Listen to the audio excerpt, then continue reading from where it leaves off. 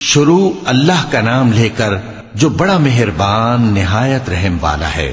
الف لام را، یہ کتاب روشن کی آیتیں ہیں۔ ہم نے اس قرآن کو عربی میں نازل کیا ہے تاکہ تم لوگ سمجھ سکو۔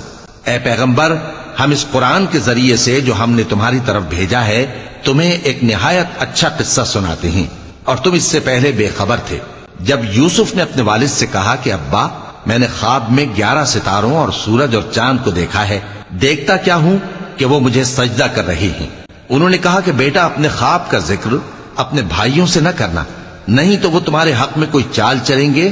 کچھ شک نہیں کہ شیطان انسان کا کھلا دشمن ہے، اور اسی طرح اللہ تمہیں برگزیدہ و ممتاز کرے گا اور خواب کی باتوں کی تعبیر کا علم سکھائے گا، اور جس طرح اس نے اپنی نعمت پہلے تمہارے دادا پر دادا ابراہیم اور اسحاق پر پوری کی تھی، اسی طرح تم پر اور اولاد یعقوب پر پوری کرے گا۔ بے شک تمہارا پروردگار سب کچھ جاننے والا ہے، حکمت والا ہے۔